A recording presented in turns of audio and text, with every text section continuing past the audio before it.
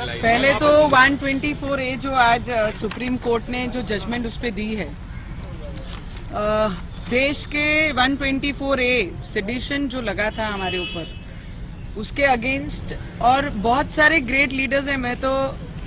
मुझे इस बात का बहुत ही अफसोस है कि हमारे जब ब्रिटिश पीरियड जब था हमारे देश में, जब हमारा देश मुक्त नहीं हुआ था, तो जितने ग्रेट लीडर्स ने देश के हित में काम किया, तब ये कलम उनके अगेंस्ट लगी थी 124A सेडिशन, क्योंकि वो ब्रिटिशों के अगेंस्ट था।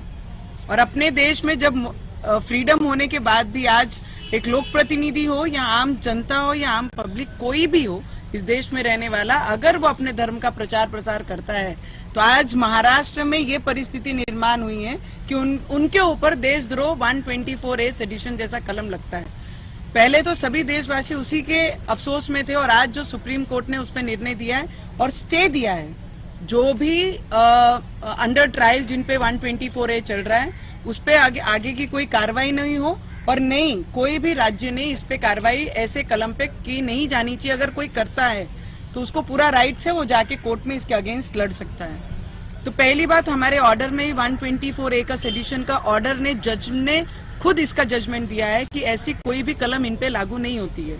तो आने वाले समय में जब जून में हमारा पार्लियामेंट होगा, एज ए मेंबर, जब इसमें कोई भी अमेंडमेंट्स सरकार लाएगी, तो उस पे जरूर खड़े होके, क्योंकि ये चीजें मैंने भुगती हैं, और महाराष्ट्र से पहली मेंबर ऑफ पार्लियामेंट है महिला जिसको ये केस के अंदर कोर्ट जेल में भेजा गया, तो उस पे जरूर बोलेंगे। और एक चीज तो ये सरकार का, केंद्र सरकार का दिल से अभिनंदन करना चाहिए, क्योंकि आजादी के बाद पहली बार जितने भी ब्रिटिश कालीन जो भी कलमें हैं, उसको हटाने पे और उस पे अमेंडमेंट्स लाने में सिर्फ ये सरकार काम कर सकती है और कोई नहीं। और हमारे यहाँ पर ब्रिटिश रूल्स के जो नियम है, जो ऑफेंस है, उस पे काम करने वाला उद्धव ठाकरे है, और ये सरकार, मोदी जी सिर्फ ये सब चीजें हटा सकते हैं। पर हिटलरशाही आज भी मेरे महाराष्ट्र में उद्धव ठाकरे के माध्यम से महाराष्ट्र में सबने देखी है, पूरे देश की जनता ने ये महसूस किया और देखा भी है। उसके लिए तो उनका अभिनंदन करती हूँ। और जितनी भी तकलीफें मुझे दी हैं, मुझे लगता है लड़ने वालों के लिए तकलीफें लाके उन्हें थमा नहीं सकते हैं। हम लड़ने वालों में से हैं, ना ही डरने वालों में से, सबसे पहली बात। और जब मैं ओम बिरला जी को मिलके, हमारे स्पीकर को, मैंने सभी के साथ में किया कि 23 को प्रिविलेज के अगेंस्ट मेरा पूरा स्टेटमेंट होगा। जो जैसे जैसे इलीगली मुझे पकड़ा गया, इलीगली मुझे फोर्सफुली जेल लेके जाया गया, लेके गए, लॉकअप में डाला गया, वहां पे किस तरीके से ट्रीटमेंट हुई, उस विषयों पे मेरा 23 तारीख को मेरा स्टेटमेंट प्रिविलेज के सामने होगा। और वो मैं 23rd ऑफ दिस मंथ वो भी किया जाएगा। और उसके बाद प्रिविलेज कमेटी के सामने आप अपनी बात 100% प्रिविलेज ने समय दिया है, और उसमें अपनी पूरी चीजें जो भी मेरे साथ हुई हैं, और उसमें privilege is as compare to as court, it is got all the rights. जब आप प्रिविलेज के सामने बैठते हैं तो आपको शपथ दी जाती है कि जो भी घटना हुई, जिस तरीके से उसकी सत्य व्यथा आप यहाँ पे बताएंगे, उस तरीके से प्रिविलेज में शुरुआत की जाती है। और आप सभी को पता है, लीलावती ये बहुत जूना एक हॉस्पिटल है। मुझे बहुत हंसी आती है कि हम इतने रिस्पॉन्सिबल पर्सन है, जब हम एक आधे हाउस को रिप्रेजेंट करते हैं, तो हमारे ऊपर जवाबदारी, बहुत रिस्पॉन्सिबिलिटी से लोग हमारे ऊपर देते हैं। जब मैं लीलावती में थी, वो फोटो वायरल हुए हैं, आज ये नए कोई फोटोज वायरल नहीं हुए, फोटोज वायरल हुए हैं। बीएनसी का एक आधा व्यक्ति अपने प्राइवेट ट्रीटमेंट के लिए कोई हॉस्पिटल जाता है, ये कौन से, किसी को राइट्स कौन से, अगर मैं अंडर ट्रायल होती, अगर मैं जेल से उनके कस्टडी में होती और हॉस्पिटल जाती, so then the department has all the rights कि मेरे अगेंस्ट वो जो इंक्वायरी करना है वो हॉस्पिटल से कर सकते हैं, या उनका ऑफिशियली वो डिपार्टमेंट का है, बीएनसी का नहीं है, कोई भी मेंबर का नहीं है। और जिस तरीके से एक महिलाओं के पर्सनल क्या चेकअप हुए हैं, किसका ट्रीटमेंट हुआ है, क्या मेडिसिन चालू है, ये पूछने का राइट्स इस देश में आज तक किसी भी हाउस को किसी ने दिया नहीं है। उसके अगेंस्ट उद्धव ठाकरे काम कर रहा था। मेरा उद्धव ठाकरे जी को सवाल है, क्वेश्चन था, उस दिन भी था और आज भी है। और जो महिलाएं जाके वहां पर पूरी फैकल्टी को टॉर्चर कर रही हैं, डॉक्टर को क्वेश्चन आंसर कर रही हैं, खुद कंपाउंडर है और वो डॉक्टर को क्वेश्चन कर रही है कि आपने क्या ट्रीटमेंट दी है, तो मुझे हंसी भी आई और मुझे दुख भी हुआ कि एक महिला की प्राइवेट चीजों के बारे में ओपनली चर्चा करके उनकी इंक्वायरी की, एमआरआई की रिपोर्ट, ट्रीटमेंट की रिपोर्ट, उनमें क्या प्रॉब्लम है वो मांगने का राइट्स उन्होंने किसने दिया? उद्धव ठाकरे गिर सकते हैं, ये तो सभी को पता है। उन्होंने उसी दिन दिखा दिया कि वो अपनी कुर्सी के लालच में कहां तक गिर सकते थे, और उन्होंने उससे भी लिमिट क्रॉस करके हॉस्पिटल में जब अपने लोगों को भेजकर इंक्वायरी कराई तो उस दिन और दिखा कि उनका कोई स्तर बाकी अभी रहा नहीं है। तो मैं बोलती हूँ, मैं उनसे पूछती हूँ कि उद्धव ठाकरे 2 वर्ष अपने सीएम कार्यालय में गए नहीं। उन्होंने उसका एक ही रीजन दिया कि भाई मेरी तबीयत खराब है, इसके लिए I can not afford to move out from my house and I am scared of corona, इसके लिए मैं घर से बाहर नहीं जा सकता हूँ। उद्धव ठाकरे जी ने उसकी पूरी एमआरआई से लेके, ट्रीटमेंट से लेके, मेडिसिन से लेके, ऑपरेशन से लेके सब डिटेल मुझे दे दें, और एक महिला होने के नाते भी मैं उद्धव ठाकरे की सरकार को पूरी रिपोर्ट दूंगी कि मेरी ट्रीटमेंट में क्या प्रॉब्लम है, क्या ट्रीटमेंट होनी चाहिए और कैसी होनी चाहिए। उन्होंने पहले मुझे पूरी रिपोर्ट उनकी दें, उसके बाद मैं उसके ऊपर कुछ बोलूंगी। और जो अभी क्वेश्चन आंसर करना है, but I take one more this thing कि जो मेरे फ्लैट के अगेंस्ट मुझे नोटिस दी है आज, ये मुझे लगता है वो फ्लैट में मुझे रहते हुए 7 वर्ष हो रहे हैं, 6 से 7 वर्ष हुए हैं, और वो बिल्डिंग ना मैं बिल्डर हूँ, ना वो प्रॉपर्टी की मैं हेड हूँ या मालिक हूँ, किसी ने बनाई, मैंने खरीदी और मैं उस घर में रहती हूँ। ये सीधे से, और कई लोग, कई परिवार उस घर फ्लैट में रहते हैं, बिल्डिंग में रहते हैं। उन्होंने सडन ऑफ 124 लगाई, हम जेल के अंदर, तब वो नोटिस हमारे गेट के दरवाजे के बाहर लगा के जा रहे हैं। इंसानियत तो जिंदा ही नहीं रही है, और आपने ही परमिशन दी है। ऑनर को, जो बिल्डिंग के ऑनर थे, जिन्होंने बनाया, बिल्डर को सब दिए, आज नोटिस लगा के गए हैं। मुझे ये उनसे एक प्रश्न पूछना है कि आप गिरोगे भी तो कितना गिरोगे?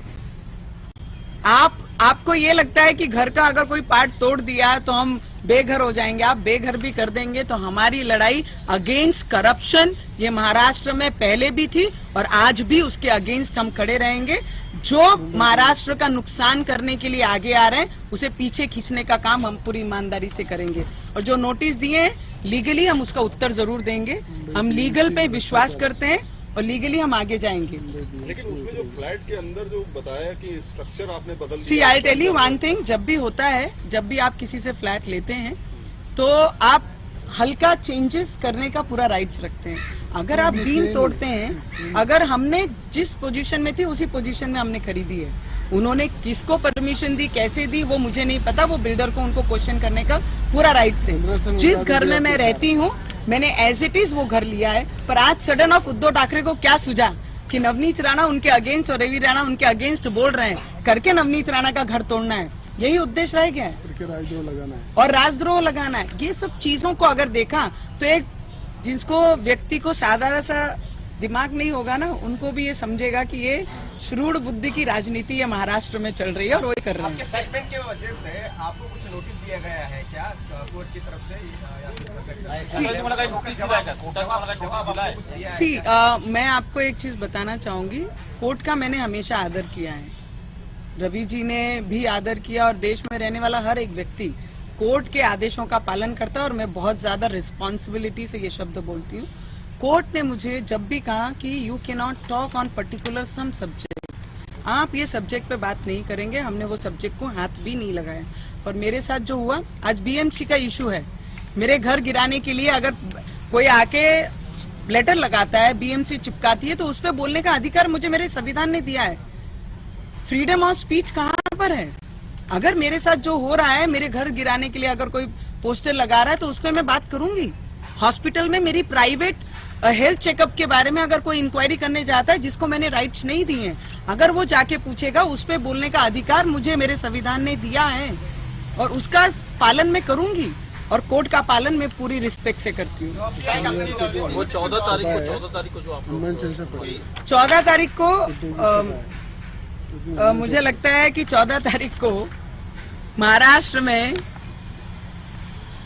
जो अपनी विचारधारा छोड़कर दूसरे मार्ग पे हैं, उनकी कोई सभा है महाराष्ट्र में, और उसी दिन ये संकट से महाराष्ट्र को बचाया जाए, इसके लिए संकट मोचन की आरती सुबह 9 बजे हम दिल्ली में एक मंदिर में संकट मोचन के जाकर आरती करने वाले हैं कि ये संकट जल्द से जल्द हमारे महाराष्ट्र से दूर हो। काही हेच मराठीमध्ये सांगा 14 तारखेला नेमकं काय करणार आहे?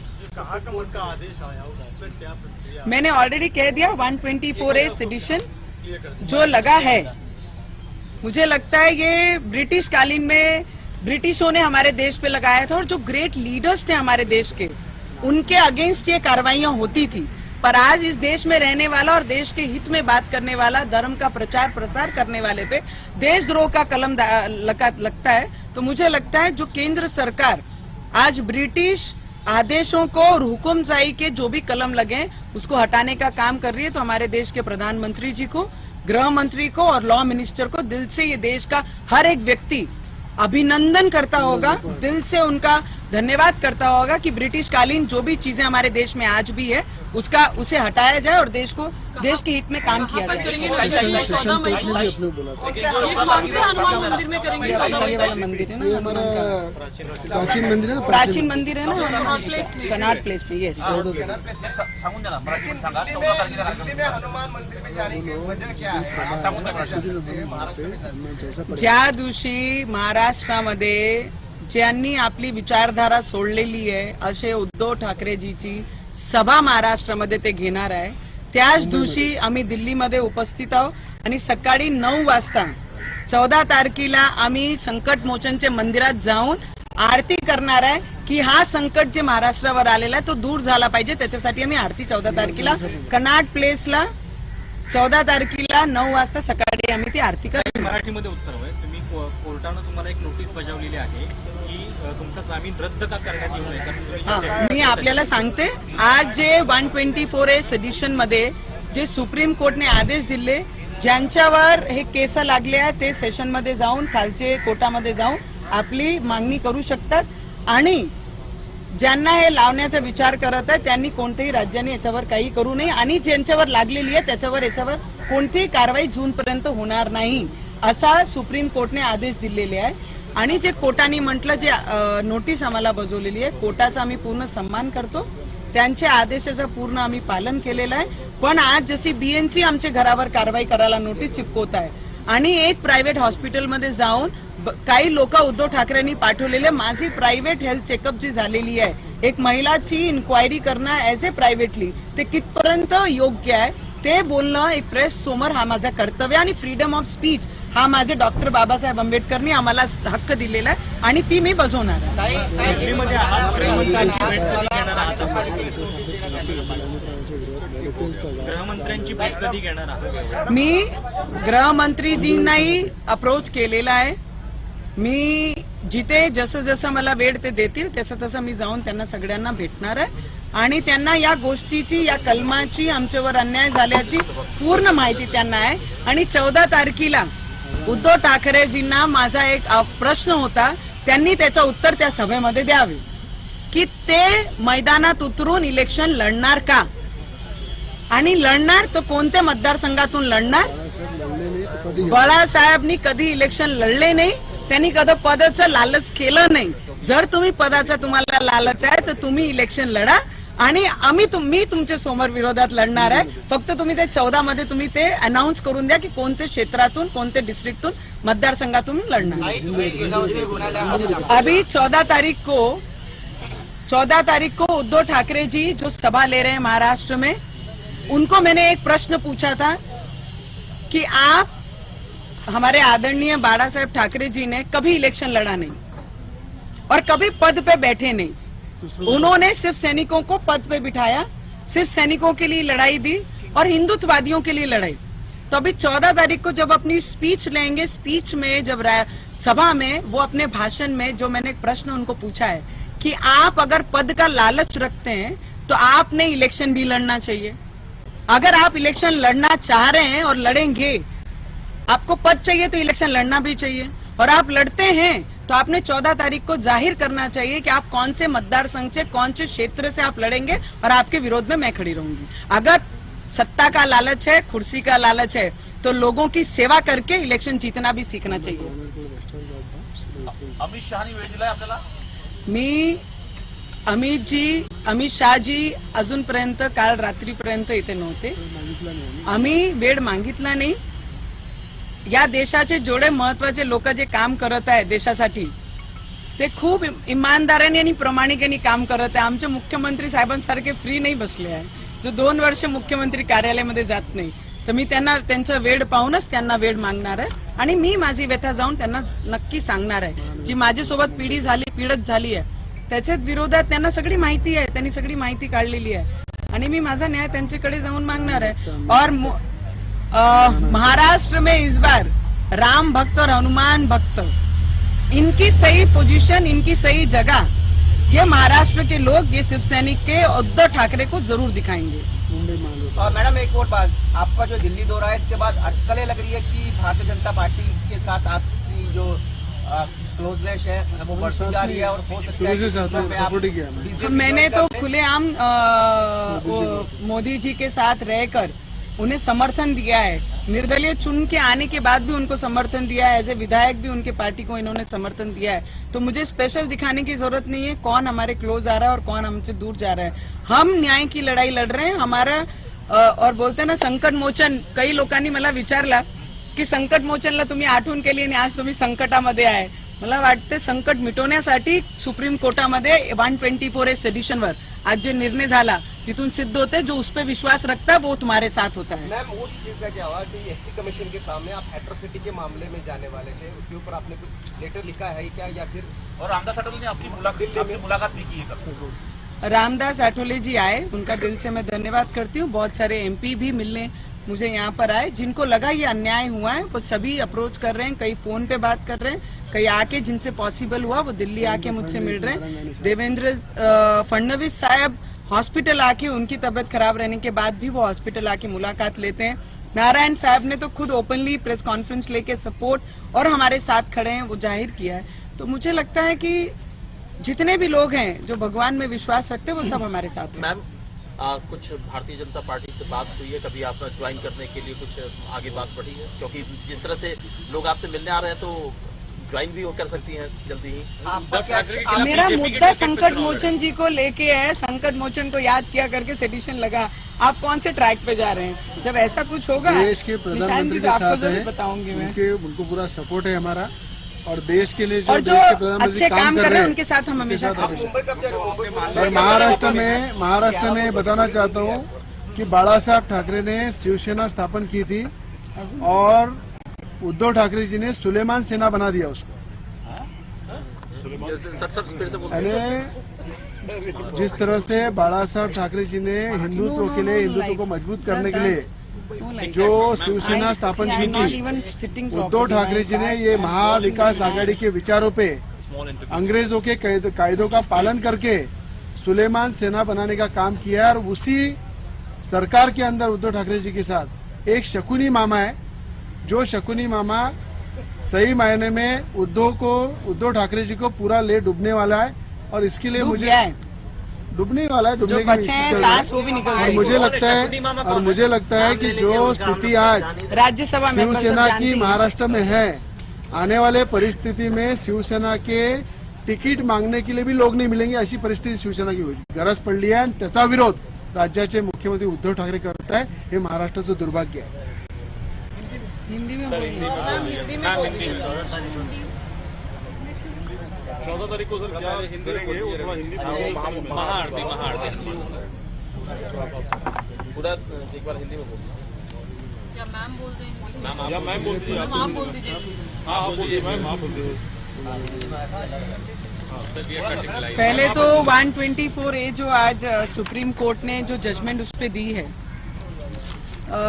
देश के 124A सेडिशन जो लगा था हमारे ऊपर उसके अगेंस्ट और बहुत सारे ग्रेट लीडर्स हैं. मैं तो मुझे इस बात का बहुत ही अफसोस है कि हमारे जब ब्रिटिश पीरियड जब था हमारे देश में, जब हमारा देश मुक्त नहीं हुआ था, तो जितने ग्रेट लीडर्स ने देश के हित में काम किया तब ये कलम उनके अगेंस्ट लगी थी 124A सेडिशन, क्योंकि वो ब्रिटिशों के अगेंस्ट था. और अपने देश में जब फ्रीडम होने के बाद भी आज एक लोक प्रतिनिधि हो या आम जनता हो या आम पब्लिक कोई भी हो, इस देश में रहने वाला अगर वो अपने धर्म का प्रचार प्रसार करता है तो आज महाराष्ट्र में ये परिस्थिति निर्माण हुई है कि उनके ऊपर देशद्रोह 124A सेडिशन जैसा कलम लगता है। पहले तो सभी देशवासी उसी के अफसोस में थे और आज जो सुप्रीम कोर्ट ने उस पर निर्णय दिया है और स्टे दिया है, जो भी अंडर ट्रायल जिन पे 124A चल रहा है उस पे आगे की कोई कार्रवाई नहीं हो और नहीं कोई भी राज्य ने इस पे कार्रवाई ऐसे कलम पे की नहीं जानी चाहिए। अगर कोई करता है तो उसको पूरा राइट है वो जाके कोर्ट में इसके अगेंस्ट लड़ सकता है। तो पहली बात हमारे ऑर्डर में ही 124A का सेडिशन का ऑर्डर ने जज ने खुद इसका जजमेंट दिया है कि ऐसी कोई भी कलम इन पे लागू नहीं होती है। तो आने वाले समय में जब जून में हमारा पार्लियामेंट होगा एज ए मेंबर, जब इसमें कोई भी अमेंडमेंट्स सरकार लाएगी तो उस पे जरूर खड़े होके, क्योंकि ये चीजें मैंने भुगती हैं और महाराष्ट्र से पहली मेंबर ऑफ पार्लियामेंट है महिला जिसको ये केस के अंदर कोर्ट जेल में भेजा गया, तो उस पे जरूर बोलेंगे। और एक चीज तो ये सरकार का, केंद्र सरकार का दिल से अभिनंदन करना चाहिए, क्योंकि आजादी के बाद पहली बार जितने भी ब्रिटिश कालीन जो भी कलमें हैं उसको हटाने पे और उस पे अमेंडमेंट्स लाने में सिर्फ ये सरकार काम कर सकती है और कोई नहीं। और हमारे यहाँ पर ब्रिटिश रूल्स के जो नियम है, जो ऑफेंस है, उस पे काम करने वाला उद्धव ठाकरे और ये सरकार मोदी जी सिर्फ ये सब चीजें हटा सकते हैं। पर हिटलरशाही आज भी मेरे महाराष्ट्र में उद्धव ठाकरे के माध्यम से महाराष्ट्र में सबने देखी है, पूरे देश की जनता ने ये महसूस किया और देखा भी है। उसके लिए तो उनका अभिनंदन करती हूँ। और जितनी भी तकलीफें मुझे दी हैं, मुझे लगता है लड़ने वालों के लिए तकलीफें लाके उन्हें थमा नहीं सकते हैं। हम लड़ने वालों में से हैं, ना ही डरने वालों में से, सबसे पहली बात। और जब मैं ओम बिरला जी को मिलके, हमारे स्पीकर को, मैंने सभी के साथ में किया कि 23 को प्रिविलेज के अगेंस्ट मेरा पूरा स्टेटमेंट होगा। जो जो जैसे जैसे इलीगली मुझे पकड़ा गया, इलीगली मुझे फोर्सफुली जेल लेके जाया गया, लेके गए, लॉकअप में डाला गया, वहां पे किस तरीके से ट्रीटमेंट हुई, उस विषयों पे मेरा 23 तारीख को मेरा स्टेटमेंट प्रिविलेज के सामने होगा। और वो मैं 23rd ऑफ दिस मंथ वो भी किया जाएगा। और उसके बाद प्रिविलेज कमेटी के सामने आप अपनी बात 100% प्रिविलेज ने समय दिया है और उसमें अपनी पूरी चीजें जो भी मेरे साथ हुई हैं, और उसमें privilege is not, privilege is as compare to as court, it is got all the rights. जब आप प्रिविलेज के सामने बैठते हैं तो आपको शपथ दी जाती है कि जो भी घटना हुई, जिस तरीके से उसकी सत्य व्यथा आप यहाँ पे बताएंगे, उस तरीके से प्रिविलेज में शुरुआत की जाती है। और आप सभी को पता है लीलावती ये बहुत जूना एक हॉस्पिटल है। मुझे बहुत हंसी आती है कि हम इतने रिस्पॉन्सिबल पर्सन है, जब हम एक आधे हाउस को रिप्रेजेंट करते हैं तो हमारे ऊपर जवाबदारी बहुत रिस्पॉन्सिबिलिटी से लोग हमारे ऊपर देते हैं। जब मैं लीलावती में थी वो फोटो वायरल हुए हैं, आज ये नए कोई फोटोज वायरल नहीं हुए, फोटोज वायरल हुए हैं। बीएनसी का एक आधा व्यक्ति अपने प्राइवेट ट्रीटमेंट के लिए कोई हॉस्पिटल जाता है, ये कौन से किसी को राइट्स, कौन से, अगर मैं अंडर ट्रायल होती, अगर मैं जेल से उनके कस्टडी में होती और हॉस्पिटल जाती, so then the department has all the rights कि मेरे अगेंस्ट वो जो इंक्वायरी करना है वो हॉस्पिटल से कर सकते हैं, या उनका ऑफिशियली वो डिपार्टमेंट का है, बीएनसी का नहीं है, कोई भी मेंबर का नहीं है। और जिस तरीके से एक महिलाओं के पर्सनल क्या चेकअप हुए हैं, किसका ट्रीटमेंट हुआ है, क्या मेडिसिन चालू है, ये पूछने का राइट्स इस देश में आज तक किसी भी हाउस को किसी ने दिया नहीं है। उसके अगेंस्ट उद्धव ठाकरे काम कर रहे थे। मेरा उद्धव ठाकरे जी को सवाल है, क्वेश्चन था, उस दिन भी था और आज भी है। और जो महिलाएं जाके वहां पर पूरी फैकल्टी को टॉर्चर कर रही हैं, डॉक्टर को क्वेश्चन आंसर कर रही हैं, खुद कंपाउंडर है और वो डॉक्टर को क्वेश्चन कर रही है कि आपने क्या ट्रीटमेंट दी है, तो मुझे हंसी भी आई और मुझे दुख भी हुआ कि एक महिला की प्राइवेट चीजों के बारे में ओपनली चर्चा करके उनकी इंक्वायरी की, एमआरआई की रिपोर्ट, ट्रीटमेंट की रिपोर्ट, उनमें क्या प्रॉब्लम है वो मांगने का राइट्स उन्होंने किसने दिया। उद्धव ठाकरे गिर सकते हैं, ये तो सभी को पता है। उन्होंने उसी दिन दिखा दिया कि वो अपनी कुर्सी के लालच में कहां तक गिर सकते थे, और उन्होंने उससे भी लिमिट क्रॉस करके हॉस्पिटल में जब अपने लोगों को भेजकर इंक्वायरी कराई तो उस दिन और दिखा कि उनका कोई स्तर बाकी अभी रहा नहीं है। तो मैं बोलती हूँ, मैं उनसे पूछती हूँ कि उद्धव ठाकरे 2 वर्ष अपने सीएम कार्यालय में गए नहीं, उन्होंने उसका एक ही रीजन दिया कि भाई मेरी तबीयत खराब है, इसके लिए I can not afford to move out from my house and I am scared of corona. इसके लिए मैं घर से बाहर नहीं जा सकता हूँ। उद्धव ठाकरे जी ने उसकी पूरी MRI से लेके, ट्रीटमेंट से लेके, मेडिसिन से लेके, ऑपरेशन से लेके सब डिटेल मुझे दे दें। और एक महिला होने के नाते भी मैं उद्धव ठाकरे की सरकार को पूरी रिपोर्ट दूंगी कि मेरी ट्रीटमेंट में क्या प्रॉब्लम है, क्या ट्रीटमेंट होनी चाहिए और कैसी होनी चाहिए। उन्होंने पहले मुझे पूरी रिपोर्ट उनकी दें, उसके बाद मैं उसके ऊपर कुछ बोलूंगी। और जो अभी क्वेश्चन आंसर करना है, but I take one more this thing कि जो मेरे फ्लैट के अगेंस्ट मुझे नोटिस दी है, आज ये मुझे लगता है वो फ्लैट में मुझे रहते हुए 7 वर्ष हो रहे हैं, 6 से 7 वर्ष हुए हैं। और वो बिल्डिंग, ना मैं बिल्डर हूँ, ना वो प्रॉपर्टी की मैं हेड हूँ या मालिक हूँ, किसी ने बनाई, मैंने खरीदी और मैं उस घर में रहती हूँ। ये सीधे से, और कई लोग, कई परिवार उस घर फ्लैट में रहते हैं, बिल्डिंग में रहते हैं।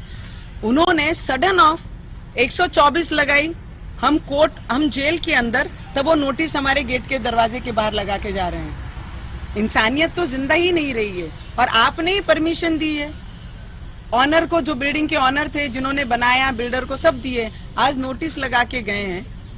मुझे ये उनसे एक प्रश्न पूछना है कि आप गिरोगे भी तो कितना गिरोगे? आपको ये लगता है कि घर का अगर कोई पार्ट तोड़ दिया तो हम बेघर हो जाएंगे? आप बेघर भी कर देंगे। तो हमारी लड़ाई अगेंस्ट करप्शन ये महाराष्ट्र में पहले भी थी और आज भी उसके अगेंस्ट हम खड़े रहेंगे। जो महाराष्ट्र का नुकसान करने के लिए आगे आ रहे हैं, उसे पीछे खींचने का काम हम पूरी ईमानदारी से करेंगे। और जो नोटिस दिए हैं लीगली, हम उसका उत्तर जरूर देंगे। हम लीगल पे विश्वास करते हैं और लीगली हम आगे जाएंगे। लेकिन उसमें जो फ्लैट के अंदर जो बताया कि स्ट्रक्चर आपने बदल दिया। See I tell you one thing, जब भी होता है, जब भी आप किसी से फ्लैट लेते हैं तो आप हल्का चेंजेस करने का पूरा राइट्स रखते हैं। अगर आप बीम तोड़ते हैं, अगर हमने जिस पोजीशन में थी उसी पोजीशन में हमने खरीदी है, उन्होंने किसको परमिशन दी, कैसे दी, वो मुझे नहीं पता। वो बिल्डर को उनको क्वेश्चन करने का पूरा राइट है। जिस घर में मैं रहती हूँ, मैंने एज इट इज वो घर लिया है। पर आज सडन ऑफ उद्धव ठाकरे को क्या सूझा कि नवनीत राणा उनके अगेंस्ट और रवि राणा उनके अगेंस्ट बोल रहे हैं, करके नवनीत राणा का घर तोड़ना है। यही उद्देश्य रह गया है, राजद्रोह लगाना है और राजद्रोह लगाना है। ये सब चीजों को अगर देखा तो एक जिसको व्यक्ति को साधारण सा दिमाग नहीं होगा ना, उनको भी ये समझेगा कि ये श्रूढ़ बुद्धि की राजनीति है महाराष्ट्र में चल रही है और वही कर रहे हैं। स्टेटमेंट की वजह से आपको कुछ नोटिस दिया गया है क्या कोर्ट की तरफ से? मैं आपको एक चीज बताना चाहूंगी, कोर्ट का मैंने हमेशा आदर किया है, रवि जी ने भी आदर किया और देश में रहने वाला हर एक व्यक्ति कोर्ट के आदेशों का पालन करता है। और मैं बहुत ज्यादा रिस्पॉन्सिबिलिटी से ये शब्द बोलती हूँ। कोर्ट ने मुझे जब भी कहा कि you can not talk on particular some subject, आप ये सब्जेक्ट पे बात नहीं करेंगे, हमने वो सब्जेक्ट को हाथ भी नहीं लगाया। और मेरे साथ जो हुआ, आज BMC का इशू है, मेरे घर गिराने के लिए अगर कोई आके लेटर लगाता है, BMC चिपकाती है, तो उस पर बोलने का अधिकार मुझे मेरे संविधान ने दिया है। फ्रीडम ऑफ स्पीच कहाँ पर है? अगर मेरे साथ जो हो रहा है, मेरे घर गिराने के लिए अगर कोई पोस्टर लगा रहा है तो उस पर मैं बात करूंगी। हॉस्पिटल में मेरी प्राइवेट हेल्थ चेकअप के बारे में अगर कोई इंक्वायरी करने जाता है जिसको मैंने राइट्स नहीं दिए, अगर वो जाके पूछेगा, उस पर बोलने का अधिकार मुझे मेरे संविधान ने दिया है और उसका पालन मैं करूंगी। और कोर्ट का पालन मैं पूरी रिस्पेक्ट से करती हूँ। वो 14 तारीख को जो आप 14 तारीख को मुझे लगता है कि 14 तारीख को महाराष्ट्र में जो अपनी विचारधारा छोड़कर दूसरे मार्ग पे हैं, उनकी कोई सभा है महाराष्ट्र में। और उसी दिन ये संकट से महाराष्ट्र को बचाया जाए, इसके लिए संकट मोचन की आरती सुबह 9 बजे हम दिल्ली में एक मंदिर में संकट मोचन के जाकर आरती करने वाले हैं कि ये संकट जल्द से जल्द हमारे महाराष्ट्र से दूर हो। मराठीमध्ये सांगा 14 तारखेला मैंने ऑलरेडी कह दिया 124A सेडिशन जो लगा है, मुझे लगता है ये ब्रिटिश कालीन में ब्रिटिशों ने हमारे देश पे लगाया था और जो ग्रेट लीडर्स थे हमारे देश के, उनके अगेंस्ट ये कार्रवाइयां होती थी। पर आज इस देश में रहने वाला और देश के हित में बात करने वाला, धर्म का प्रचार प्रसार करने वाले पे देशद्रोह का कलम लगता है। तो मुझे लगता है जो केंद्र सरकार आज ब्रिटिश आदेशों को और हुकुमशाही के जो भी कलम लगे उसको हटाने का काम कर रही है। तो हमारे देश के प्रधानमंत्री जी को, गृह मंत्री को और लॉ मिनिस्टर को दिल से ये देश का हर एक व्यक्ति अभिनंदन करता होगा, दिल से उनका धन्यवाद करता होगा कि ब्रिटिश कालीन जो भी चीजें हमारे देश में आज भी है उसे हटाया जाए और देश के हित में काम किया जाए। करेंगे 14 मई को आपने अपने बोला था ये कौन से हनुमान मंदिर में करेंगे 14 मई ये वाला मंदिर है ये ना, हमारा प्राचीन मंदिर है ना, प्राचीन मंदिर है ना, कनॉट प्लेस में। कनॉट प्लेस पे। यस, सांगून द्या ना मराठीमध्ये सांगा 14 तारखेला दिल्ली में हनुमान मंदिर में जाने की वजह क्या है? सांगून द्या मराठीमध्ये. जैसा ज्या दिवशी महाराष्ट्रामध्ये ज्यांनी आपली विचारधारा सोडलेली आहे असे उद्धव ठाकरेजीची सभा महाराष्ट्रामध्ये ते घेणार आहे, त्याच दिवशी आम्ही दिल्लीमध्ये उपस्थित आहोत आणि सकाळी 9 वाजता 14 तारखेला आम्ही संकट मोचनच्या मंदिरात जाऊन आरती करणार आहे की हा संकट जे महाराष्ट्रावर आलेला आहे तो दूर झाला पाहिजे। त्याच्यासाठी आम्ही आरती 14 तारखेला कनॉट प्लेसला 14 तारखेला 9 वाजता सकाळी आम्ही ती आरती काही करणार। मराठीमध्ये उत्तर हवंय. तुम्ही कोर्टानं तुम्हाला एक नोटीस बजावलेली आहे की तुमचा जामीन रद्द का करण्यात येऊ नये कारण तुम्ही जे हा, statement मी देताय आपल्याला सांगते, आज जे 124A सेडिशन मध्ये जे सुप्रीम कोर्टने आदेश दिले, ज्यांच्यावर हे केस लागले आहे ते सेशन मध्ये जाऊन खालचे कोर्टामध्ये जाऊन आपली मागणी करू शकतात आणि ज्यांना हे लावण्याचा विचार करत आहे त्यांनी कोणत्याही राज्याने याच्यावर काही करू नये आणि ज्यांच्यावर लागलेली आहे त्याच्यावर याच्यावर कोणतीही कारवाई जूनपर्यंत होणार नाही असा सुप्रीम कोर्टने आदेश दिलेले आहे। आणि जे कोर्टाने म्हटलं, जे नोटीस आम्हाला बजावलेली आहे, कोर्टाचा आम्ही पूर्ण सन्मान करतो, त्यांच्या आदेशाचं पूर्ण आम्ही पालन केलेलं आहे। पण आज जशी बीएनसी आमच्या घरावर कारवाई करायला नोटीस चिपकवत आहे आणि एक प्रायव्हेट हॉस्पिटलमध्ये जाऊन काही लोक उद्धव ठाकरेंनी पाठवलेले माझी प्रायव्हेट हेल्थ चेकअप जी झालेली आहे, एक महिलाची इन्क्वायरी करणं ऍज ए प्रायव्हेटली, ते कितपर्यंत योग्य आहे ते बोलणं एक प्रेस समोर हा माझा कर्तव्य आणि फ्रीडम ऑफ स्पीच हा माझे डॉक्टर बाबासाहेब आंबेडकरनी आम्हाला हक्क दिलेला आहे आणि ती मी बजावणार आहे। दिल्लीमध्ये आहात, गृहमंत्र्यांची भेट कधी घेणार आहात? गृहमंत्र्यांची भेट कधी घेणार आहात? मी गृहमंत्रीजींनाही अप्रोच केलेला आहे। मी जिथे जसं जसं मला वेळ ते देतील तसं तसं मी जाऊन त्यांना सगळ्यांना भेटणार आहे आणि त्यांना या गोष्टीची, या कलमाची, आमच्यावर अन्याय झाल्याची पूर्ण माहिती त्यांना आहे। आणि 14 तारखेला उद्धव ठाकरेजींना माझा एक प्रश्न होता, त्यांनी त्याचं उत्तर त्या सभेमध्ये द्यावे की ते मैदानात उतरून इलेक्शन लढणार का आणि लढणार तर कोणत्या मतदारसंघातून लढणार। बाळासाहेबांनी कधी इलेक्शन लढले नाही, त्यांनी कधी पदाचं लालच केलं नाही। जर तुम्ही पदाचा तुम्हाला लालच आहे तर तुम्ही इलेक्शन लढा आणि मी तुमच्या समोर विरोधात लढणार आहे। फक्त तुम्ही ते 14 मध्ये तुम्ही ते अनाउन्स करून द्या की कोणत्या क्षेत्रातून, कोणत्या डिस्ट्रिक्टून, मतदारसंघातून लढणार। अभी 14 तारीख को उद्धव ठाकरे जी जो सभा ले रहे हैं महाराष्ट्र में, उनको मैंने एक प्रश्न पूछा था कि आप, हमारे आदरणीय बाला साहेब ठाकरे जी ने कभी इलेक्शन लड़ा नहीं और कभी पद पे बैठे नहीं, उन्होंने सिर्फ सैनिकों को पद पे बिठाया, सिर्फ सैनिकों के लिए लड़ाई दी और हिंदुत्ववादियों के लिए लड़ाई। तो अभी 14 तारीख को जब अपनी स्पीच लेंगे, स्पीच में जब सभा में वो अपने भाषण में जो मैंने एक प्रश्न उनको पूछा है कि आप अगर पद का लालच रखते हैं तो आपने इलेक्शन भी लड़ना चाहिए। अगर आप इलेक्शन लड़ना चाह रहे हैं और लड़ेंगे, आपको पद चाहिए तो इलेक्शन लड़ना भी चाहिए और आप लड़ते हैं तो आपने 14 तारीख को जाहिर करना चाहिए कि आप कौन से मतदार संघ से, कौन से क्षेत्र से आप लड़ेंगे और आपके विरोध में मैं खड़ी रहूंगी। अगर सत्ता का लालच है, कुर्सी का लालच है तो लोगों की सेवा करके इलेक्शन जीतना भी सीखना चाहिए। अमित शहानी वेळ दिलाय आपल्याला? मी अमित शाह जी अजूनपर्यंत काल रात्रीपर्यंत इथे नव्हते, आम्ही वेळ मागितला नाही। या देशाचे जेवढे महत्वाचे लोक जे काम करत आहे देशासाठी ते खूप इमानदारीने आणि प्रामाणिकतेने काम करत आहे। आमचे मुख्यमंत्री साहेबांसारखे फ्री नाही बसले आहे, जो 2 वर्ष मुख्यमंत्री कार्यालयामध्ये जात नाही। तर मी त्यांना त्यांचा वेळ पाहूनच त्यांना वेळ मागणार आहे आणि मी माझी व्यथा जाऊन त्यांना नक्की सांगणार आहे। जी माझ्यासोबत पीडित झाली आहे त्याच्यात विरोधात त्यांना सगळी माहिती आहे, त्यांनी सगळी माहिती काढलेली आहे आणि मी माझा न्याय त्यांच्याकडे जाऊन मागणार आहे। और महाराष्ट्र में इस बार राम भक्त और हनुमान भक्त, इनकी सही पोजीशन, इनकी सही जगह ये महाराष्ट्र के लोग ये शिवसैनिक के उद्धव ठाकरे को जरूर दिखाएंगे।